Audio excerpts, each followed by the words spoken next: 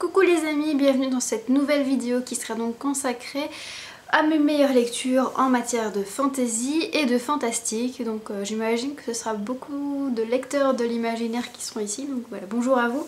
Et je commence tout de suite donc par le fantastique. Comme vous le savez, c'est mon genre préféré, c'est probablement celui que je lis le plus, celui que j'apprécie le plus également. Et bah voilà, résultat, je vous présenterai pas un ou deux livres pour ce genre-là, mais bien 5.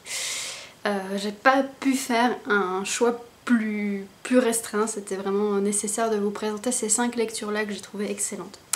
Alors, le premier, il s'agit d'une lecture numérique, donc je vais vous montrer la couverture maintenant.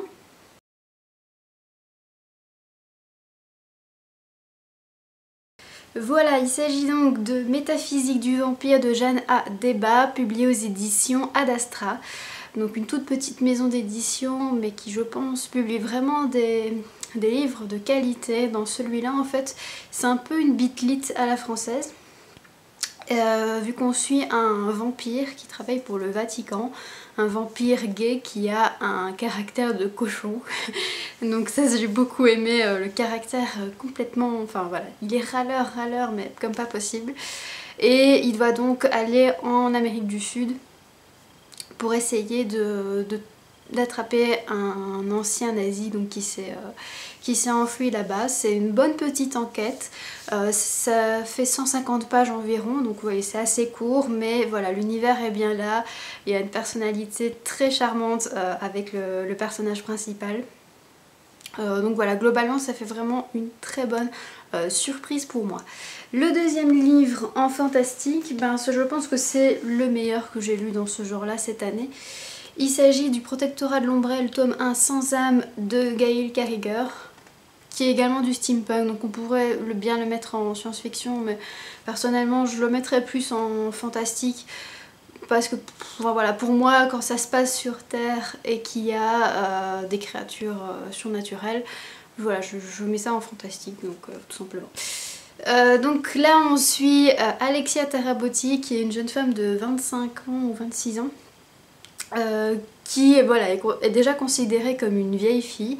Et sa particularité, c'est qu'elle est une sans-âme, c'est-à-dire que voilà, elle n'a pas d'âme. Et quand une créature surnaturelle la touche, il en perd ses pouvoirs, voilà, les vampires ont leurs dents qui se rétractent par exemple, etc. Et Alexia Tarabotti, c'est vraiment un personnage hors du commun qui a un tempérament de feu et c'est vraiment excellente à suivre. C'est rare de dire ça, mais franchement je me suis éclatée dans ma lecture quoi. J'ai rigolé, j'ai adoré suivre ses aventures de elle et de Lord... comment il s'appelle encore lui? Lord Macon, qui est donc un alpha, un loup-garou qui s'occupe des affaires surnaturelles. Et voilà, et les petites piques qui se lancent entre eux sont vraiment excellentes. Donc voilà, une très très bonne lecture que je vous conseille également. L'autre lecture, il s'agit de Abraham Lincoln, chasseur de vampires de Seth Grahame Smith, publié aux éditions J'ai lu. Si vous avez vu le film ou si vous voulez le voir, franchement oubliez parce qu'il n'a rien à voir avec le livre. Le film je l'ai vraiment trouvé tout pourri. C'est un film d'action mais qui n'est pas réussi, qui a vraiment enlevé toute l'essence qu'il y a dans le roman. Donc voilà, j'ai vraiment été hyper déçue par ce film et je vous conseille vraiment de plutôt vous pencher sur le livre qui là est vraiment hyper intéressant parce qu'on a à la fois le côté historique, vu qu'on suit toute la vie d'Abraham Lincoln, voilà, de son enfance à sa mort. Donc on apprend plein de choses sur sa vie mais également sur les États-Unis à cette époque. Donc l'esclavagisme, les guerres entre le nord et le sud des États-Unis, c'est hyper instructif pour ceux qui s'intéressent à cette période ou qui n'y connaissent pas grand chose. Je pense que voilà, aborder l'histoire par ce genre de livre, ça peut peut-être donner l'envie de continuer à découvrir d'autres ouvrages, des essais moins digestes par exemple sur le sujet. Voilà, commencer par ça c'est une bonne idée. Et puis voilà, il y a l'aspect chasseur de vampires qui est hyper marrant également. Voilà, ça met une petite touche un peu plus légère et c'est bien amené. J'avais peur que ce soit beaucoup trop grotesque. Mais finalement l'auteur a vraiment su amener que l'histoire des vampires, elle elle colle quand même à l'histoire globale, quoi. Il a vraiment essayé de, par exemple, de justifier ce qui se passe dans l'histoire avec ce que les vampires ont fait, etc. Donc là c'est bien amené, c'est bien fait. Donc voilà, le livre et pas le film. Le quatrième roman, il s'agit de Vampire Story, le tome 1, 13 balles dans la peau de David Wellington. Voilà, j'ai attendu longtemps avant de l'entamer celui-là, vu que je voulais terminer l'autre saga de l'auteur, qui est pas terrible du tout. Et là, franchement, une agréable surprise. On suit en fait une jeune femme qui s'appelle Laura Caxton, qui va se retrouver dans l'équipe de Harkeley, qui est un chasseur de vampires, on va dire. Donc voilà, c'est la police qui s'occupe de... c'est la partie de la police qui s'occupe de ces affaires-là. C'est vraiment des enquêtes policières, mais avec la petite touche naturelle qui est bien, et les personnages sont très bien faits. Que ce soit Caxton ou Harkeley, je trouve que l'auteur a vraiment bien misé sur ces personnages, les a vraiment bien façonnés. Voilà, je m'attendais pas du tout à ça vu ma déconvenue par rapport à l'autre série de l'auteur qui s'appelle Zombie Story, mais là ça démarre franchement bien et j'espère vraiment découvrir d'autres tomes cette année de cette saga. Et le dernier livre en fantastique, c'est Le Dernier Apprenti Sorcier, tome 1, Les Rivières de Londres de Ben Aronovitch, voilà, publié aux éditions J'ai lu dans leur collection Nouveau Millénaire, donc c'est des grands formats.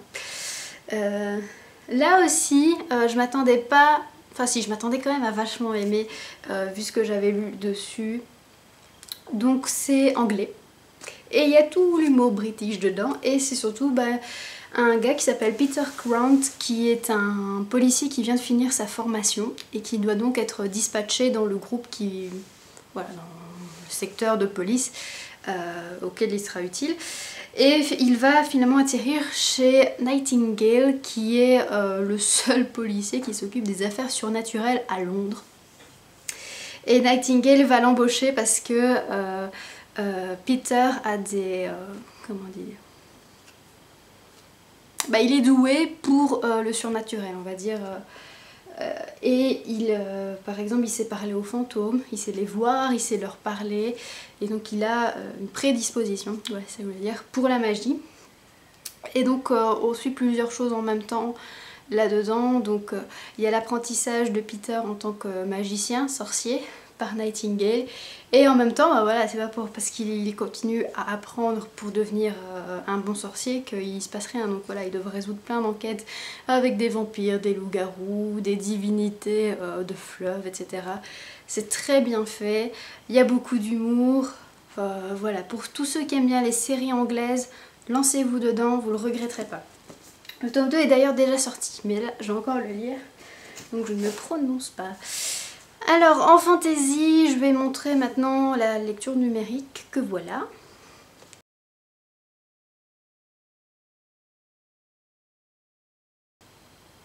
C'est donc La Pucelle et le démon de Bénédicte Taffin, publié aux éditions Asgard.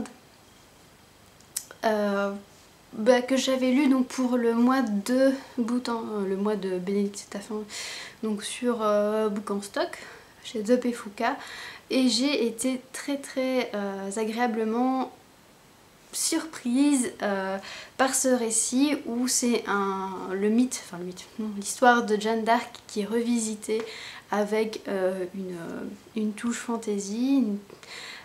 Donc il y a des démons, il y a le diable, enfin voilà, il y a plein de choses comme ça qui se mêlent à l'histoire de Jeanne d'Arc que j'ai trouvé vachement bien. Donc c'est assez violent quand même comme univers, mais l'auteur a vraiment su donner un second souffle à cette histoire, et même si on connaît par cœur l'histoire de Jeanne d'Arc, là ça permet vraiment de profiter à nouveau d'une nouvelle histoire avec cette héroïne. Voilà, je vous le conseille aussi. Alors, désolée pour le petit coupage, mais je m'étais un peu trop emballée et j'ai spoilé, donc je préférais refaire cette partie-ci. Donc, ma meilleure lecture de 2012, le meilleur roman fantasy que j'ai lu, mais le best of the best, c'est Le Fils des Brumes, tome 1, L'Empire Ultime de Brandon Sanderson, publié au livre de poche. Je crois que ça n'étonne personne que c'est ce livre. Il m'a transportée, il m'a chamboulée comme pas possible. Je vais vous résumer l'histoire mais vraiment rapidement parce que c'est pas ça qui... Voilà, je trouve que c'est vraiment un livre qu'on doit découvrir par soi-même et pas tout nous raconter déjà comme tout l'univers, parce que c'est vraiment la découverte de tout ça qui fait partie du plaisir. Mais en gros on va suivre Vin, une jeune fille de 16 ans, et Kelsier qui va l'aider donc à développer ses pouvoirs magiques, l'allomancie qui est donc la magie des métaux. Dans un monde où le seigneur maître, qui est un peu le grand méchant, bah voilà, il règne en maître sur le monde et il fait en sorte que les nobles ont vraiment une énorme emprise sur les Ska qui sont vraiment des esclaves, et Kelsier et Vin veulent changer ça et c'est incroyable. Donc voilà, comme ça je sais que ça donne peut-être pas envie, mais ce livre est incroyable parce que moi je suis tombée amoureuse dans ce livre, j'ai rigolé, j'ai pleuré, je suis passée par toutes les émotions possibles. Ce livre m'a transportée du début à la fin. Voilà, les 800 et des pages sont passées en quelques jours. C'est vraiment le livre détente par excellence que je vous conseille parce que franchement faut le lire, il faut lire du Brandon Sanderson. Peut-être pas commencer par celui-là si vous voulez par exemple lire Elantris qui n'est pas une trilogie mais un roman unique, ou Warbreaker. Mais franchement lisez du Sanderson. Si ça vous plaît pas, bah tant pis, mais je pense vraiment que beaucoup de lecteurs de l'imaginaire peuvent adorer Sanderson. Voilà, alors dernier roman de fantasy que je vais vous présenter, il s'agit de Bank Green de Thierry Desroyaux, publié aux éditions Le Bélial, qui est un diptyque très particulier où la mort a une énorme place, un univers très spécial avec de nouvelles créatures, de nouveaux comportements. C'est un livre qui pousse beaucoup de réflexions sur la vie, sur le but de la vie, etc. C'est vachement bien. Peut-être pas à conseiller pour ceux qui veulent se lancer dans la fantasy parce que voilà, ça s'en éloigne très loin, mais pour ceux qui sont blasés par ce genre, pourquoi pas lire celui-là, et ben voilà, vous m'en direz des nouvelles. Voilà donc pour cette troisième partie consacrée à mes meilleures lectures 2012, et je vous retrouve demain pour encore une autre partie qui sera peut-être la dernière, celle-là. Enfin bref, je vous donne rendez-vous donc demain pour les meilleures lectures, et pour c'est lundi, ben lundi prochain. Ciao!